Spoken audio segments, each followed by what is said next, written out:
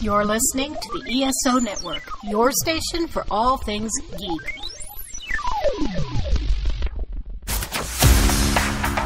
Exploring the multiverse of pop culture. This is Podcasserole, An Adam and JP show.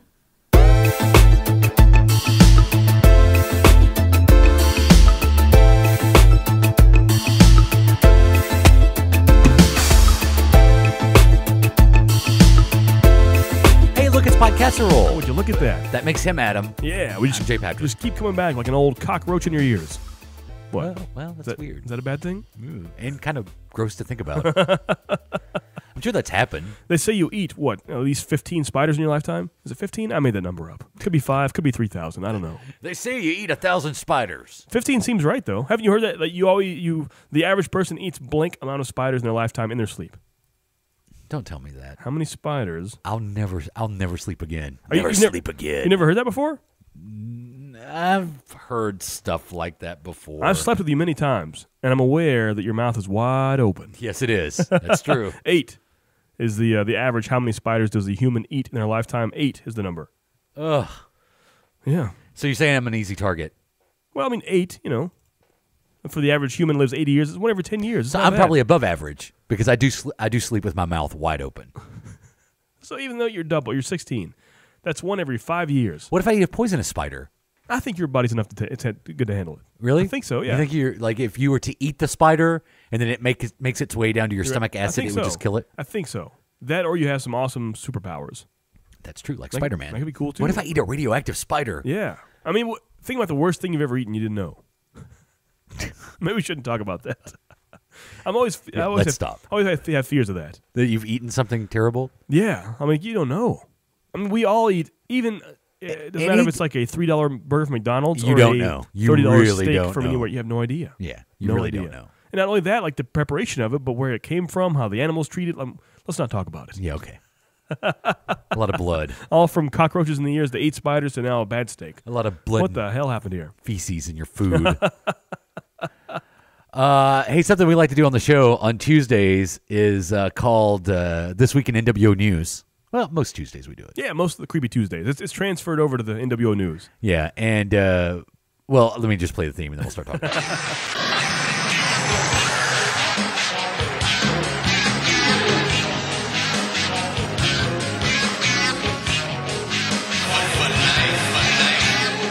So this week in NWO News, we're going to talk about this conspiracy theory that is all over the internet. I want to credit Josh from Collection Connection for bringing this to my attention because I'd never heard of this. Yeah, I never had either. And then I pointed you in the direction. I said, look up gangstalking. Mm-hmm. Gangstalking. Because Josh was like, hey, do you know what gangstalking is? And I said, is it where a bunch of people stalk you? Mm-hmm. He goes, no. And he explained it to me briefly. He's like, just go online and just start looking up gang-stalking information and videos. And it is ridiculous. I thought at first it was kind of like what you thought it sounded like. Was you drive by a guy with his headlights off, you flick him his lights, he turns on and kills you. It's the gang-stalking. Yeah. Stalking of gangs. Yeah, this is the stuff that urban legends are made of. Yeah. Not it. Briefly, here's a definition. It's the belief that a secret group is targeting citizens for mind control through public spying, electronic surveillance, and psychological technology, and also their food. Right. Some believe that the food they eat is contributing to the gang stalking. And when I first read that, I thought, well, it's in the conspiracy theory where people think bad things are happening, but they're not involved in it, But this here is the person themselves, for the most part, thinking they're the one being stalked that has the problem. Right. And that's the difference in this here. I found a YouTuber by the name of Mr. Mental Inertia. Is the name of his YouTube channel. And he's got a pretty lengthy video up. It's like 20 minutes or so. But he goes through gang stalking, and he does a really good job of explaining what a gang stalking incident would be like. So, what is gang stalking? The definition changes depending on who you speak to. If you speak to enough people who perceive themselves to be the targets of gang stalking, you will find it can literally be anything. Allow me to explain. Imagine that you are sitting in the library, alone, trying to read a book at a table and enjoy the peace and quiet afternoon. You look up and notice the person sitting at the table across from you sniffle and rub their nose a little bit. You then hear someone in the nonfiction section clear their throat. At the same time, over in the children's book section, you see two children begin arguing over a book that they both want to check out. It seems like a normal day at the library, right? Wrong. In the world of targeted individuals, the scene is very different. The person who rubbed their nose across from you was in fact a Satan-worshipping gangstalker, signaling to the CIA agent in the nonfiction section. The clearing of the throat you heard in the nonfiction section was the agent giving a signal back. The children, who were abducted through human trafficking by the CIA agent and the Satan-worshipping gangstalker who trained them specifically for these types of gangstalking operations, were expecting this cue from the agent to begin their staged argument. The point of all this is that everything was staged to a T to distract you from reading in the library on a seemingly quiet afternoon. So that does a pretty good job of explaining it. There's some terms. He mentioned one in there. I'm going to go through some of these terms before we go any further. TIs, which are targeted individuals, these are the people that believe that they are stalked daily. And these TIs have come together to form support groups via blogs, dedicated websites, YouTube channels, and especially on Reddit. There are many targeted individual or TI support groups available. Now, you'll hear TIs talk about perps. Perps are the stalkers themselves. They're the people that they're coming in contact with daily that they believe are part of this huge conspiracy of people spying on their everyday life. And the perps carry out the stalking practices. They often identify if they see a police car on the street or a delivery man or a utility worker or just average citizens, like a guy sitting outside a Starbucks on his phone. These people that believe they are targeted individuals, all these people around them are perps. It's like a negative version of The Truman Show. Yes, exactly. Yeah. They believe that they are all, like everybody is in on it except them. And they have somehow figured out that this world around them is just staged for their benefit. So for some extra crazy stuff, in the meantime here, check out there's a very, very active subreddit on gangstalking I've been reading recently. It's pretty insane. Is this TIs actually telling their story? Yeah. I mean, hourly there are updates of, they're out here now. They have pictures of people. There's a guy, the top one on Reddit right now currently is a picture he just took, and he's leaving a one-road cemetery, and there's a line of people blocking his way out. And he said they do this every time he comes to the cemetery. Not like normal people. They won't move out of the way when his car moves up. They just stay there, and he has to kind of almost nudge them with his car before they move. He took a picture of them, a line of people across the road. Yeah, this is typical for what these targeted individuals believe. They believe that everything around them is street theater. Yeah. And street theater to them is daily life, like daily life. A prime example is, let's say you believe you're a targeted individual. You walk out your door to check your mail, and just as soon as you walk out the door, maybe your neighbor starts up the lawnmower, which happens. Yeah. I mean, it happens all the time. Yeah. Or maybe as soon as the lawnmower starts up, as you make your way to the mailbox, you hear sirens down the street. These people believe this is all being done for their benefit, and it's all part of the gang stalking of them. They believe that the government or whoever, and I've got another clip here where this guy, the same guy on YouTube, explains who is behind this, but they believe that they're getting inside. They can read their thoughts, that they're like skull-to-skull technology, which is basically they have microwaves that can get inside their head and pull their thoughts out of their head. I'm not making this up. Wow. You go online, you can see these, but YouTube. Go to YouTube and just search gang stalking or targeted individuals. And these people are on YouTube telling these incredible stories. We're going to go back to the same YouTuber that we played a second ago, and he explains who targeted individuals believe are actually behind gang stalking. They typically suspect the same exact people who get blamed for every conspiracy. The government, Freemasons, Jews, the Illuminati, reptilians, demons. You know, the usual bullshit.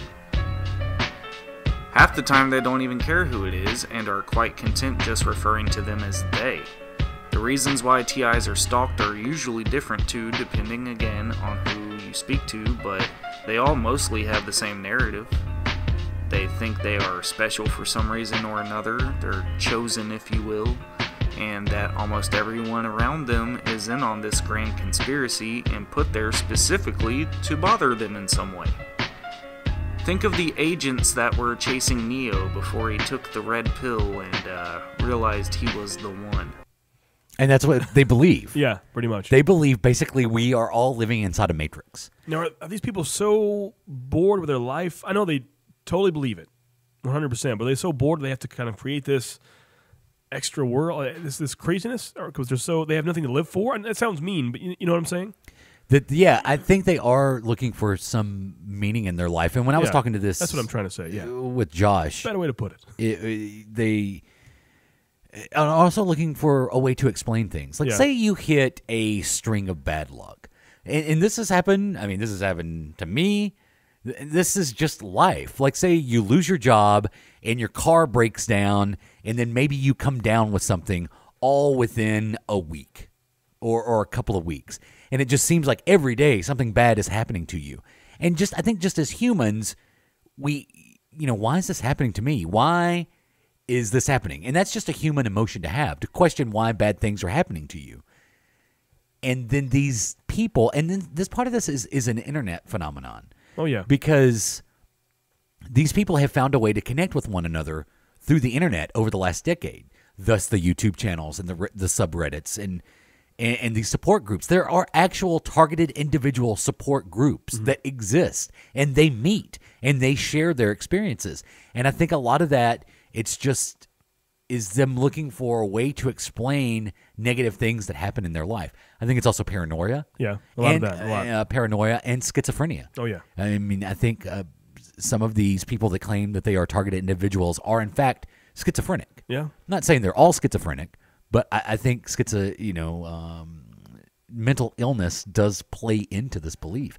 And what's sad is, and this guy even points it out later in his video, what's sad is, rather than seeking help for what is obviously a mental problem, these people are finding other people like them that is just reinforcing their belief that there is some secret covert agency that is stalking them in this way. Yeah, please go to the subreddit of this Gangstalking. It's pretty ridiculous. Just reddit.com/r/Gangstalking. They have an actual targeted individual, a TI survey for people who think they may be an actual current TI.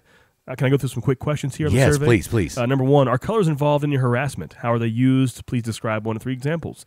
Number 2 in the survey, what colors trigger you most? Number 3, are hand signs used in your harassment? If so, can you describe them?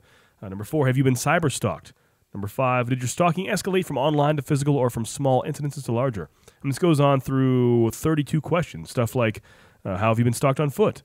Has the stalking interfered with a job? Have you ever been recognized someone who's repeatedly following you? Number 17, have you ever been drugged? Have you felt you or your loved ones' lives were ever threatened? Do you have a history of trauma or abuse? What symptoms have worsened during your stalking? It finishes up with, how has noise or sound been used in your harassment? Have children participated in the harassment? If you are in counseling, has anyone ever attempted to trigger you or interfere with your medical treatment? Have your phone calls ever been intercepted?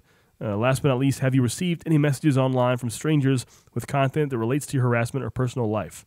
That's like a full 32 question. I left some out, a 32 question survey to see if you are a TI. I don't think I am. You don't think so? No. Have you ever had strangers take photos or film of you in public? I've had relatives do it. I don't like it. Have you ever had objects left by your car or at places you go to let you know you're being followed? For example, a similar item such as a blue light are being left by your car multiple times, home or other locations you visit. If so, please describe it. There's a guy out here, he goes, and anytime he goes inside of his house or any kind of public place, he comes out, he finds the same kind of feather every time. He's taking pictures of these feathers he keeps finding.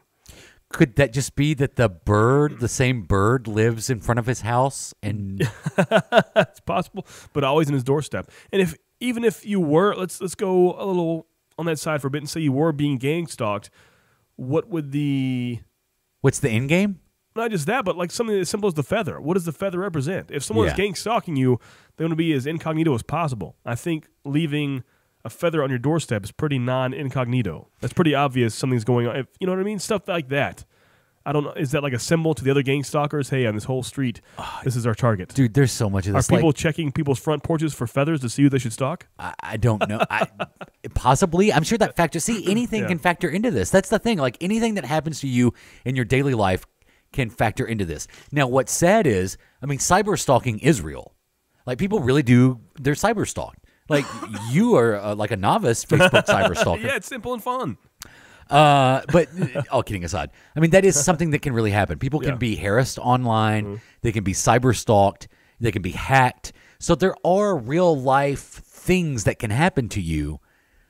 And I guess if one of these things were to happen to one of these people that believe they're a TI, it just makes this belief worse. It just grows and reinforces this belief that they are being targeted by some large organization. And not only are these guys putting videos on YouTube where they're telling their stories of what's happened to them as being TIs, now one of the phenomenon that's come out that you can find on YouTube is when these TIs believe they are being gang stalked, they actually try to confront some of their gang stalkers. And that's what this is. This lady is driving down the road. When the audio comes from, she's in her car and she just sees a guy walking on the sidewalk. That's all this is. This guy is just walking on the sidewalk, and here's what she does. Hey, how much do they pay you to walk like that? How do you get gift cards, or do they give you a check? With how you walk, the way you're swinging your arm and your hood's on and your ear plugs in? What's wrong with that? Well, I'm just checking because, you know, there's a gang stalking program going on, and you're certainly fitting the criteria for the people that kind of do it. You're behaving in the same way that there's a group stalking community harassment program going around. And you're behaving a lot like one of these people, and I was just curious to see if someone just asked you to walk through here. Did they drop you off and say you should come through here at this time because I was driving over here, or if you were getting a gift card or maybe a job promised to you later? Just walking? Okay. Wow. So let's try to wrap our heads around what just happened. I mean, first, that description sounds like me. I Yeah. wear hoodies and my arm swings and have my headphones in. Yeah. That's what I do. That's what I do. I don't wear hoodies that much, Yeah. but I guess maybe I do. Yeah. In the winter, I do wear hoodies a lot. So this lady is driving down the road. She believes she's being gang stalked. She believes she's a TI. She just sees a guy walking on the sidewalk. Now, she believes she's a victim. She's being harassed by some large government organized group. Because her job at Food Line has such ramifications. Exactly. She stops, gets her phone out, and harasses this guy, accusing him of being part of a gang stalking group. She's not the victim. She's the aggressor in this situation. Oh, no, this would negate itself. This is like an adamantium versus vibranium question.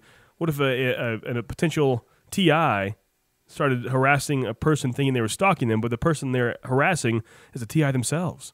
It's a back and forth. It would just continue to reinforce that belief. Right, you know? There's tons of videos like this. There's where this lady sees a group of kids broke down on the side of the road. They have a flat tire. She pulls over and she goes, I know you're part of it. I know you're doing it. I know what you're doing is street theater. Wow. And they're like, lady, we just have a flat tire.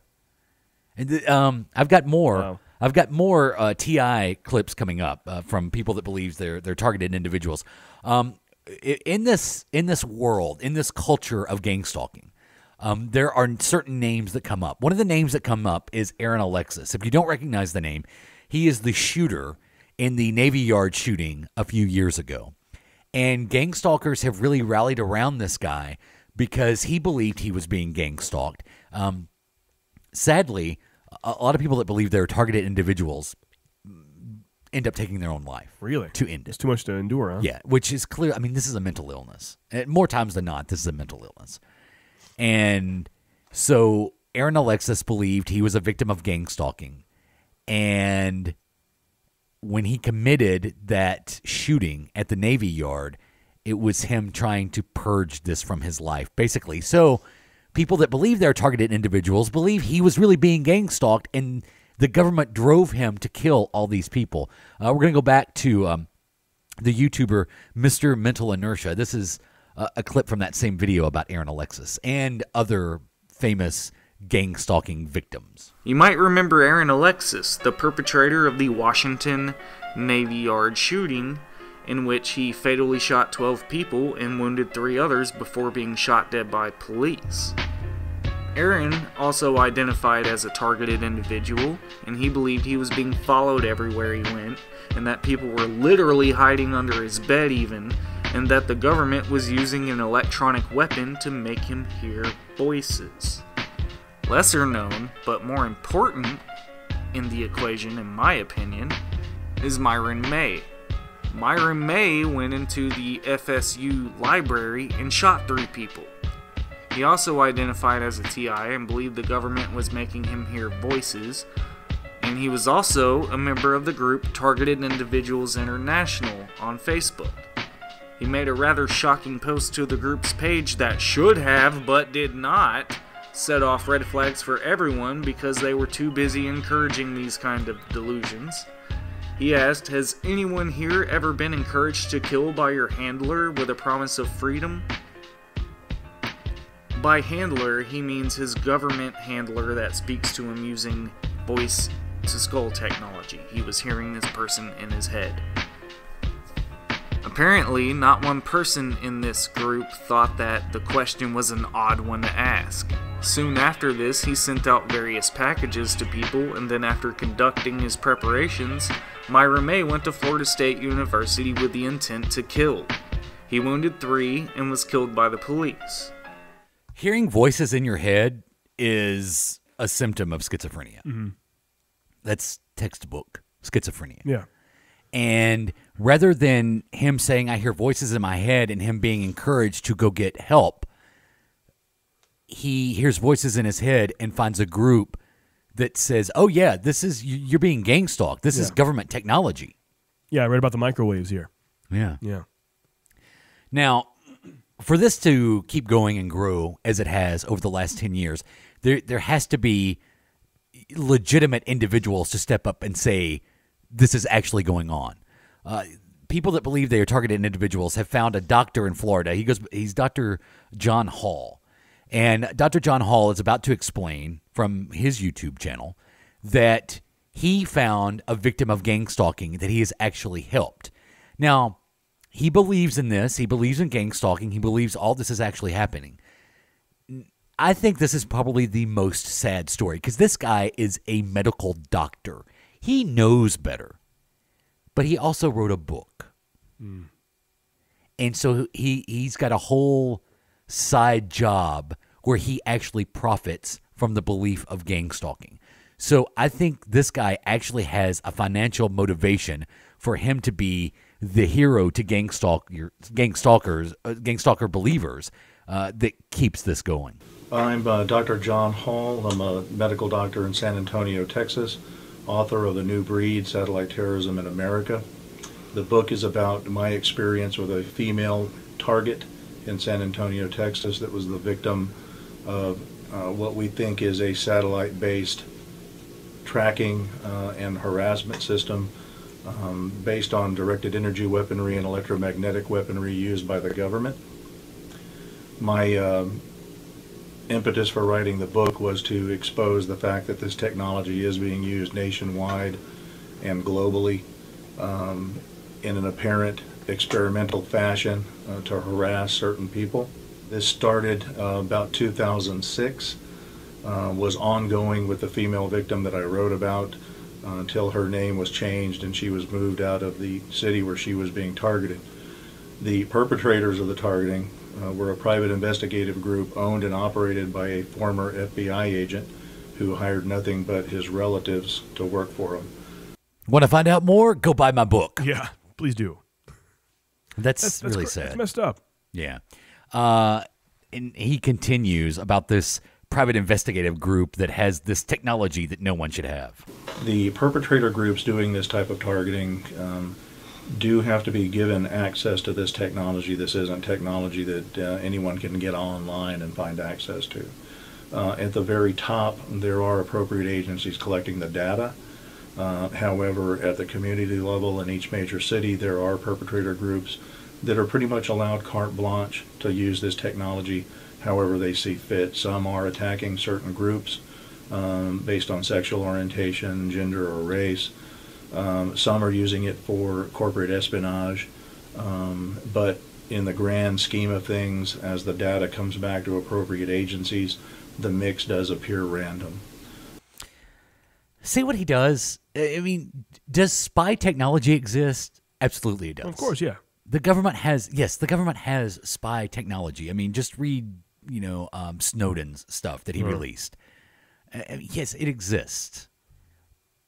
But not to the extent that there's some huge group stalking private citizens using that technology. Yeah. So he's able to use the truth that spy technology exists and then applies it to, there's these covert groups and they pick out based on your sexual orientation or your job or just a minute aspect of your life that could stalk you using this technology. That's not really happening. I mean, it does happen and should happen to certain people that need to be watched, but not some random stranger off the street. Right. So I have a couple more clips here that I'm going to play just to give you an example of what you can find on YouTube when you go start watching these videos from targeted individuals. But what do you think this phenomenon of gang stalking actually is? What do you like? What's the mean, core of it? yeah. Like I said, I think people just. I've known people in my life that have nothing. It sounds terrible. It's probably a combination, like you said, of a mental illness and a mixture of having nothing else going on in their life that is good and trying to create this plot in their head. Yeah. And I think that's all stems from mental illness. That's what it is. I think part of it, too, is a side effect of the internet age that we've been in for the last 25 years. Once again, it's a fun thought in your head, and you go online and you see people that legitimately believe in that. Yeah. And even if you don't have the mental illness to begin with, you read a 4, 5, 17-page article online that is well-written and articulated, and it makes you believe maybe that is real. Maybe I could have this problem. Maybe this is happening to me. And, you don't have to have a mental illness to be a participant in mass hysteria. Mm-hmm. It's something that happens to your psyche in the moment. That's what mass hysteria is. Like if you believe that the avian flu is drifting through your town and everybody participates in mass hysteria when they buy masks and they start taping up their windows, and that's mass hysteria. And you're not necessarily mentally ill to participate in that. No. Next time you have any kind of symptom whatsoever, next time you have a scratchy throat, go on webmd.com and search what a scratchy throat could mean. Right. And it's the same idea. You read that, and you honestly, I don't read that anymore because I will believe I have those symptoms. Right. I don't believe I have that much of a mental illness, so someone like that, it is that much on the edge, could read that and have the same idea. Right. Those are the symptoms of what's going on in their life. So I think this is like 21st century digital mass hysteria. Yeah.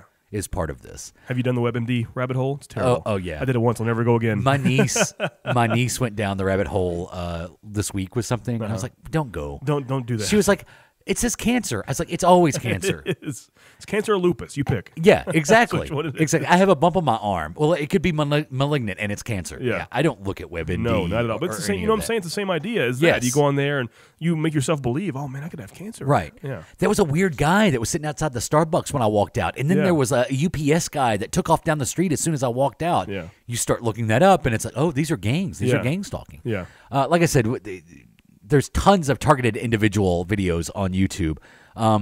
And some of these are really sad to listen to. Like these aren't funny in any way to listen to, but here's some examples. Like people following me around saying things I thought, making it very clear that they hear my thoughts. Like I would think something and they would just spit out something I say like, ha, we hear you.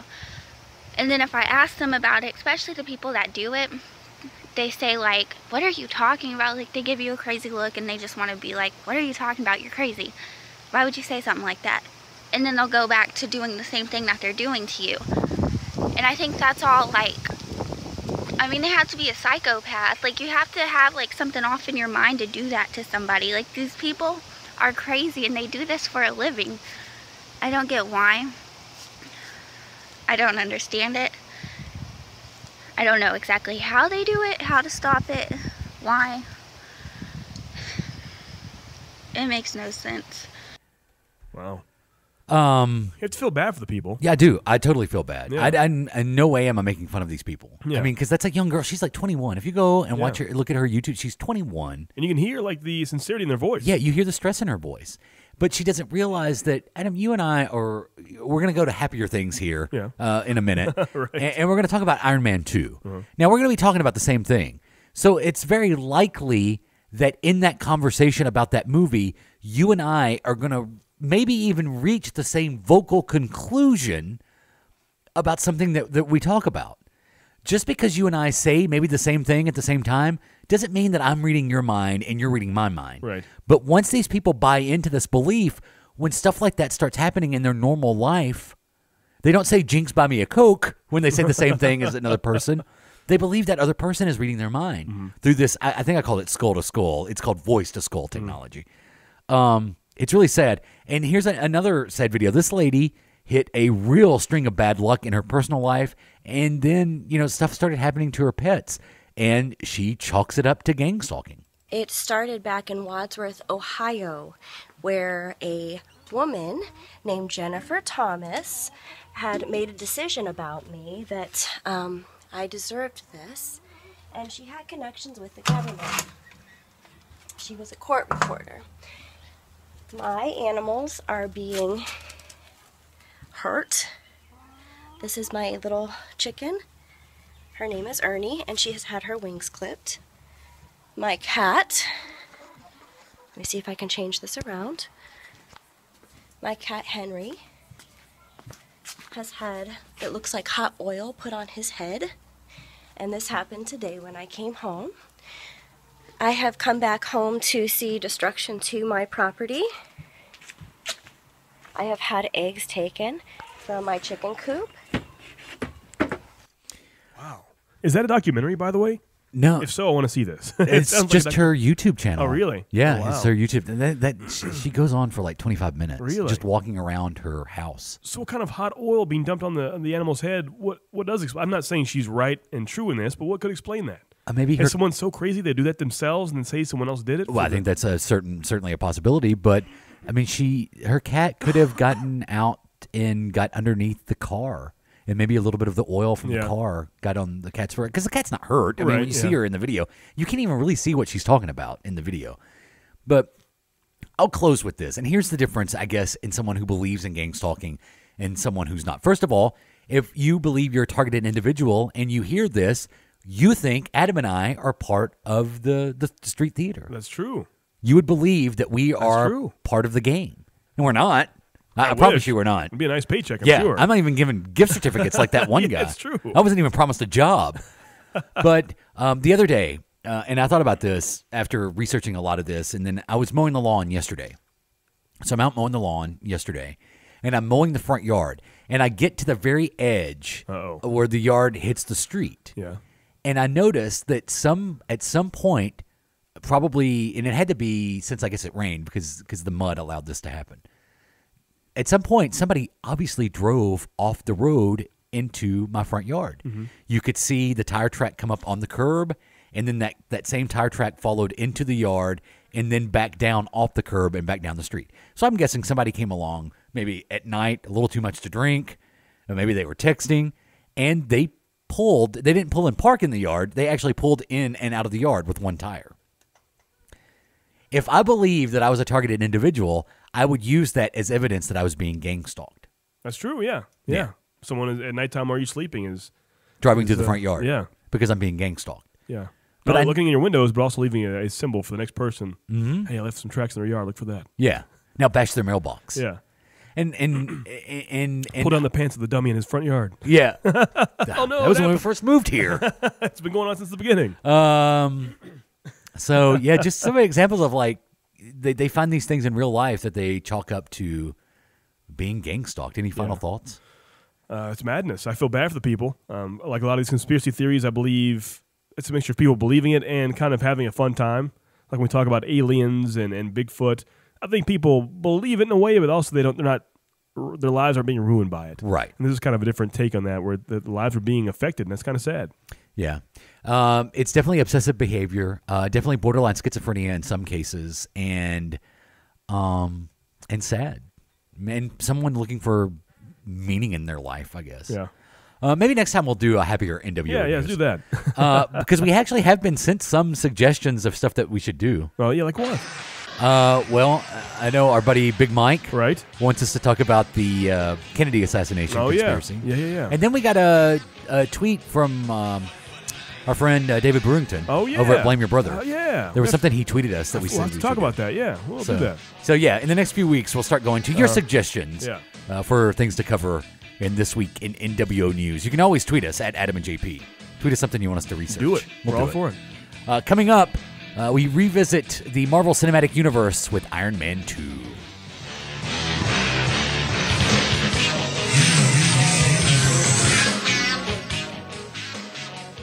10, 9, 8. The White Rocket Podcast, hosted by Van Allen Plexico, covering the entire universe of popular culture, movies, TV, books, comics, music, and more, with interviews, convention panels, discussions about current and classical works, and much more. The White Rocket Podcast. It's one long conversation with a variety of guests about the best of popular culture.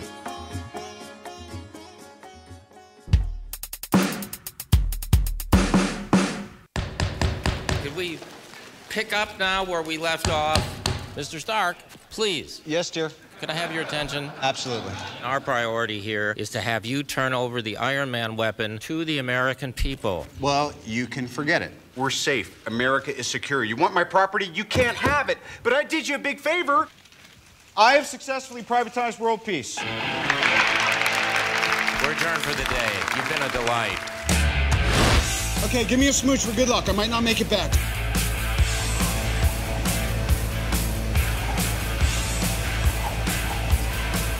Go get him, boss. You complete me.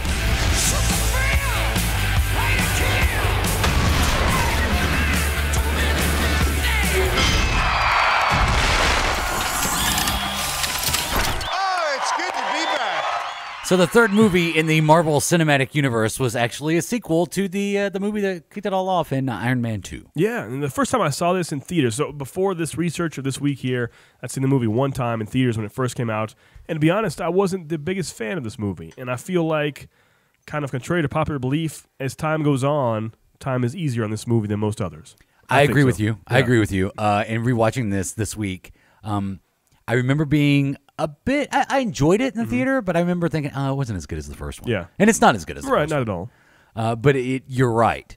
If you have some time to actually go back to it, it's a good movie. Yeah, it's fun. Yeah, not as fun as the first one, right. but it's definitely fun. It has some good memorable scenes, the introductions of pretty main characters in a lot of this movie, so it's good. Yeah, this is the first MCU movie to really push getting to the Avengers. Yeah. And it's done so by introducing Black Widow. Yeah. Scarlett Johansson. Yeah. Who would have She's thought? A main character in this movie. Right, yeah. And so is Nick Fury. Mm-hmm. And you know, we're going to hop around in the plot of this movie. Oh, for sure. But one of my favorite scenes is the diner scene. Oh, it's great. After Tony Stark has kind of become depressed because he's got the stuff that's inside his chest isn't working, and it's basically he's dying. He's almost given up on life. Yeah, because he's got to find a new way to keep the shrapnel from his heart. Yeah. I mean, Fury sees him in the big fake donut in the sky eating the donuts. Yeah, and he's like, pardon me, sir, I'm going to have to ask you to exit the donut. and in that scene in the diner, you get like old school, almost Pulp Fiction Samuel Jackson as Nick Fury, head of S.H.I.E.L.D. Tony, I want you to meet Agent Romanoff. Hi. I'm a S.H.I.E.L.D. shadow. Once we knew you were ill, I was tasked to you by Director Fury. I suggest you apologize. You've been very busy. You made your girl your CEO. You're giving away all your stuff. You let your friend fly away with your suit. Now, if I didn't know better... You don't know better. I didn't give it to him. He took it. Whoa. But no, he took it? You're Iron Man and he just took it? The little brother walked in there, kicked your ass, and took your suit. Is that possible? Well, according to Mr. Stark's database security guidelines, there are redundancies to prevent unauthorized usage. That's a really fun scene. Yeah, it was good. Because the whole thing's kind of empty. It's just them talking there in the booth. Yeah, right before that, got kind of edited for time, but he goes, where's everybody that works here? And you find out that S.H.I.E.L.D. has actually gone in and secured the entire restaurant. Yeah. And it's just the three of them in there. This is after his drunken party, Tony Stark, which is alluding a bit to the comic Tony Stark. There, if you know the character, He goes through bouts of alcoholism. He's an alcoholic, recovering alcoholic now, I guess, or at least before the Marvel Now. Mm-hmm. He was a recovering alcoholic. And so they play up this a little bit, where you see the kind of the party animal Tony Stark. Yeah. Where he even pees the Iron Man suit. Yeah. At some point. But it works, especially at the time in the plot there. Like you said, he's kind of given up on life. He has that poisoning in his bloodstream. He thinks his life will end until he eventually discovers a new element. That's what he does. Yeah, and that's kind of one of the subplots of the movie is him trying to find a new element. Yeah. And what do you know? Nick Fury, or S.H.I.E.L.D., or actually I guess it's Coulson, because Coulson's in this movie as an agent of S.H.I.E.L.D. They kind of help him remedy that situation. Yeah. But the scenes of him working in the workshop, some of my favorite parts great. about the Iron Man movies is the Tinkerer Tony Stark, where he's just in the workshop working on stuff. Yeah, you don't really see that so much anymore with the later movies, and when he's in the big group movies, you don't see those moments. But going back and watching these scenes, I missed that part of him just sweaty with a tank top. That sounds weird, me saying that. It is weird. I missed the sweaty tank top Tony Stark scenes, just kind of doing physical labor in his lab. Yeah, it's cool. They build up Pepper Potts in this movie. Peppa Pig, Pepper Potts. Pepper Potts becomes the head of Stark Industries in this movie, like alluded to in that scene. Yeah. She's made the CEO. It's kind of the Ivanka Trump of the situation here. Kind of. And we also get introduced to the villain Whiplash. Right. Not called Whiplash in the movie, is he? I think after a while, I think he's credited. I think so. Yeah. He's actually an amalgamation of a couple of Marvel villains but he's since been retconned in the comics to be Whiplash. Right. From this movie is now Whiplash in the comics. Yeah. To me, this is the worst part of the movie.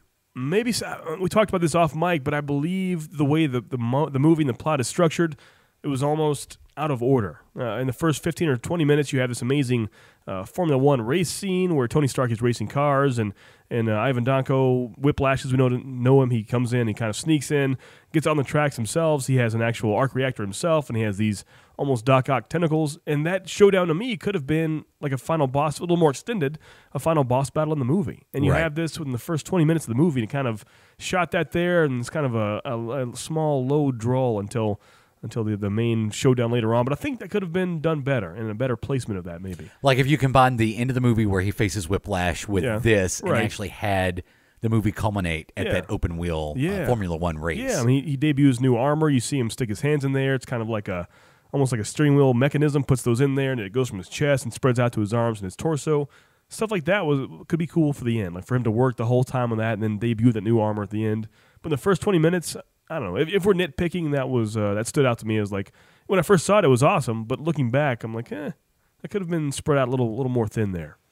Yeah, I don't know about the character having this vendetta against the Stark family, and he's kind of been laying in wait, and then when he finally, he attacks Tony Stark at this race, and that gets the attention of Justin Hammer, who's played by Sam Rockwell, and he... One of my favorite actors. I love that man. He seeks out Whiplash to team up against the Stark space, and he wants to use Whiplash knowledge to basically take the Iron Man technology from Tony Stark. Yeah. You're absolutely right. Sam Rockwell is such a pleasure to watch in this movie. And at the weapons tech demo conference that happens where Stark Industries makes the that's actually kind of near the beginning of the movie. Yeah. When Tony Stark shows up and says it's good to be home. And then later in that same conference, Justin Hammer makes his presentation to the military, which is just, it's one of my favorite scenes in the movie. It's a lot of fun to watch. Ladies and gentlemen, for far too long, this country has had to place its brave men and women in harm's way. Ladies and gentlemen, today I present to you the new face of the United States military, the Hammer Drone. Army! And the Hammer drones look awful lot like Iron Man. Yeah. They're just Iron Man drones, weird, basically. huh? Yeah. And then to cap it all off, you find out that the person that's going to be leading these drones is none other than James Rhodes. Right. James Rhodey Rhodes. And he is actually the first time we see him rise up out of the floor in the War Machine. Yeah, armor. a much bulkier version of the Iron Man armor. They've kind of weaponized that for sure. Right. Yeah. And in this movie, James Rhodes is now being played by Don Cheadle. Yeah. Which I love. Yeah. I love him as Rhodey. Yeah. It's what it is now, but I miss the old guy. I think the look was better with the old guy. Yeah, Terrence Howard. Yeah. And then, of course, this is all a big bad guy conspiracy, and then War Machine is double-crossed by Justin Hammer. Right. He doesn't believe to be so at first, but he is. You couldn't really hear it in the clip because it would have just been music. But when he shows up dancing to picking up the pieces at the beginning of that, Sam Rockwell is great. It is great, yeah. And I would love to see Justin Hammer come back. Now, he did sort of in Luke Cage. Really? Because one of the gangs that Luke Cage busts up, like the weapons that they're trying to get, when he gets to the van and finds the van or truck full of weapons, it's Hammer Tech weapons. Really? Yeah, it's Hammer I didn't put that together. That's funny. Yeah. So Justin Hammer still exists in the MCU, yet we haven't seen him since Iron Man 2. Yeah. But if you look at Thunderbolt Ross and use that as an example, you never know. We could see Justin Hammer show up, in It's never Infinity too late. War. Never too late. We never know. Yeah.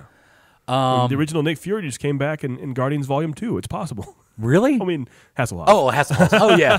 Oh, I forgot about that TV movie. Yeah. It's possible. Yeah, in rewatching Iron Man 2, much, much better than I thought it would. Yeah. Was the first time I saw it. Like you said a few times, Rockwell kind of saves it. One of my favorite scenes in the movie is the C-SPAN kind of interrogation scene they have with Tony Stark and Gary Shandling. They're trying to get basically have him hand over his weapons so they can use for their own good for the nation. And just some great lines in there. The whole time, at the end, Robert Downey Jr. says, "It's my property, you can't have it." I think Rockwell says something like, "God bless Iron Man" and "God bless America." And the whole time, he's definitely against Iron Man's side, but he kind of has that douchebaggery to him. Yeah. Or have this whole long monologue and finish it with, "Thank you, God bless Iron Man and God bless America."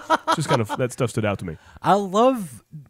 I would say that maybe Justin Hammer is one of the stronger villains in the MCU. Yeah. As far as being a well-rounded personality. Yeah, for having zero powers for the most part. Yeah. But just that swarmy, I like him a lot better than the character that created Extremis. Is it Extremis? What is the name of it? It is Extremis. Yeah, was that Extremis? Something is. Or Extremis. Extremis? Maybe. Epidermis? Maybe Epidermis. Terminus epidermic. That creates that in in Iron Man 3. Guy Pearce, yeah. Even though he's kind of the same character. It is. Handsome guy in a suit that is basically jealous of what Iron Man has. Yeah. That's what it is. You do notice in Iron Man 2 that there are new things. Like there's new parts of Tony Stark's personality that they examine in Iron Man 2. But at the same time, they borrow a little bit from Iron Man in storytelling. And then in Iron Man 3, borrow from Iron Man 2. And then, and once again, Iron Man 3 kind of follows that. And we'll talk about it when we get to it. But it kind of follows that. What are we going to examine about Tony Stark's psyche this go around? Yeah. Well, since it follows the Avengers, he's basically suffering from PTSD in Iron Man 3, which is they examine that in that movie. Yeah. We'll get to that very soon. Oh, yeah, a few weeks. About 3 movies down. Or, 3 more movies. Yeah. Yeah, and then we're to Iron Man 3. Yes, I would recommend Iron Man 2. On the list Looking back, I do now, yeah. Last week I would not, but now I do. Yeah, I think it's a recommendation. The Whiplash stuff is the weakest part. Can we talk about the CGI though? Oh yeah, tell me about your CGI discovery. It didn't hold up as much as in my head. That looked amazing, but watching it now in 2017 from a 2010 movie, it's a little bit different. It's gotten so much better now in the movies we have to this day. It looks pretty CGI. Like you can tell it's animated. It's very visible. Yeah, I'm not saying it's bad. At the time, it blew my mind, but it's one of those things like Sonic the Hedgehog in 1990 had fantastic graphics, but in 2017 it's terrible. It's like that, Or like last week when we were talking about Rockstar games, right? Yeah. Go back and watch Bully or GTA 4 and compare that to GTA 5. Sure, yeah. Or even Red Dead Redemption, really. And who knows what we're going to see going forward from those guys? Yeah. On the list that we're going to have going, where we have looked back at Iron Man, Hulk, and now Iron Man 2. What order would you put those in? For me personally? Yeah. Iron Man, then Hulk, then Iron Man 2. Yeah, that's the list I would put them in. Yeah. Oh, and then there's the famous Marvel post-credit scene. Right, yeah. The Thor teaser. We have the hammer they found in New Mexico. That's where Coulson has to leave the middle of the movie and go find that. So, we found it.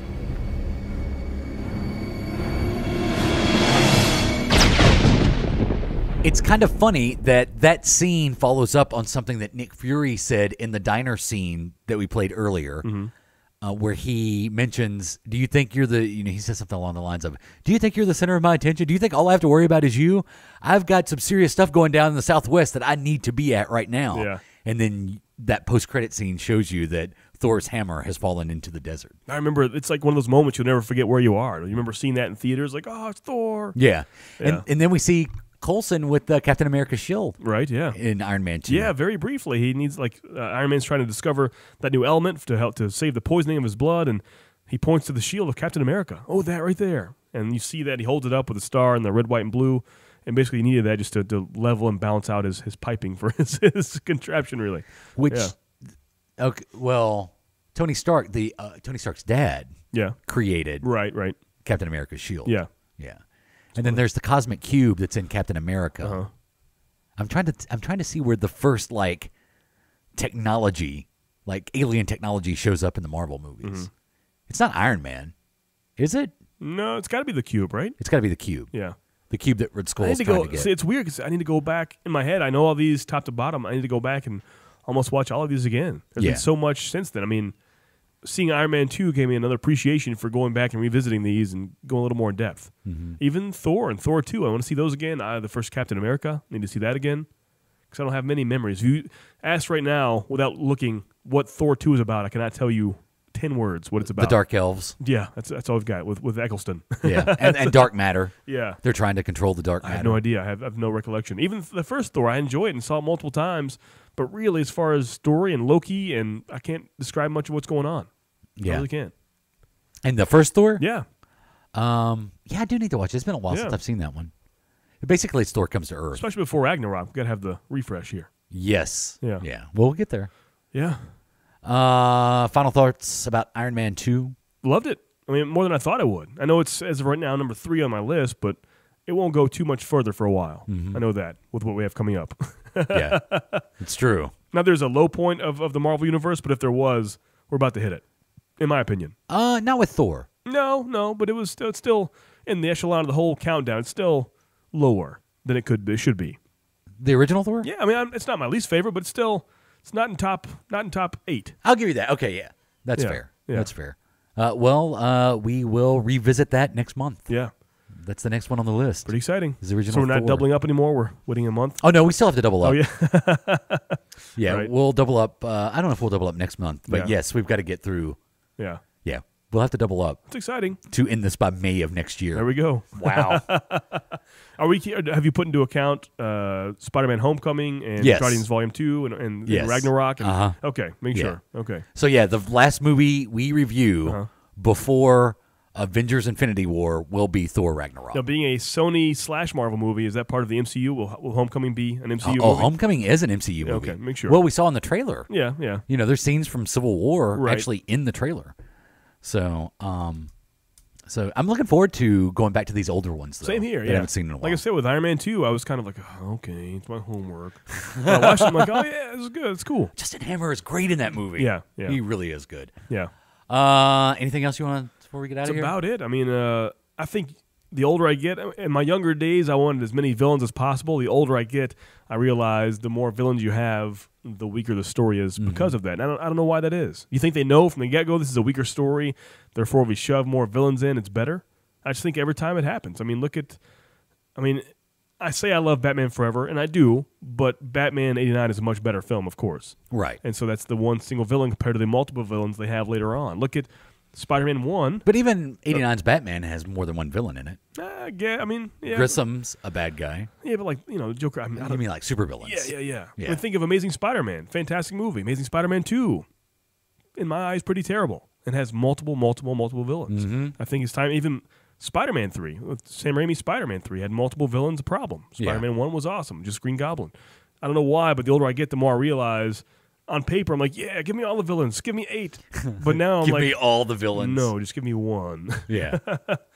Yeah. I do like simpler stories that revolve around one villain because that allows you to build up and really get a lot of backstory for that villain.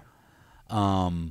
Even Batman v Superman. I mean, some would say, depending on what side you're on, Batman was a bad guy. Batman or Superman, but then you have, actual Doomsday show up. And Lex Luthor. Exactly. Like, who's the attention on it? Can get very convoluted, Yeah. as the 90s Batman movies showed us. Yeah. I think in this instance, it would be hard to have a fantastic story around just Justin Hammer being the bad guy. Mm-hmm. There's not, he's got the drones. Yeah. He's got the Hammer drones, and you get the big War Machine, Iron Man fighting the Hammer drones at the end of the movie. But you had to have some sort of super bad guy. Right. And I think that's why you got Hammer and Whiplash in this one. Yeah. And then in the third one, you find out that one of the bad guys isn't even really a bad guy. You're still mad about that, aren't Which you? is one of my biggest disappointments in all the Marvel movies. Really? I don't think I'm the only one that feels that way. Yeah, because the actual Mandarin stuff was awesome. Yes, until you find out he's just a street theater actor. We'll save it. Yeah, he's part of the Gangstalkers. Extremists, that's it, right? Extremists. Pretty sure that sounds Extremists. right. I'm pretty sure. We'll find out. Yeah. If I'm wrong, you'll let me know. Because that was such a big thing, even that Marvel Now, whenever he came back out, Iron Man #1 was the Extremist story. Yeah. That's how big they brought that back in. Yeah. If you listen to this, I guess we've already been through Memorial Day. Oh, yeah. I've got my tan. Did you enjoy Memorial Day? I'm still sick. It's a long sickness. You might want to go to a doctor. I think you're being gang-stalked. You think so? Oh, yeah, man. They've given you a sickness. That's what I knew it. Check us out online, adamandjp.com. Facebook.com/AdamandJP. Don't forget on Twitter @AdamandJP and Patreon.com/podcasserole. I'm Jay Patrick. That's Adam. Eat your podcasserole.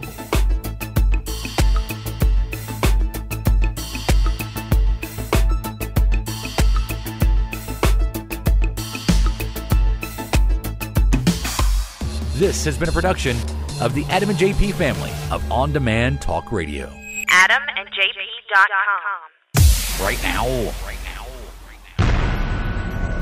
This has been a broadcast of the ESO Network, your station for all things geek, classic, current, and beyond. Be part of the crew at ESONetwork.com.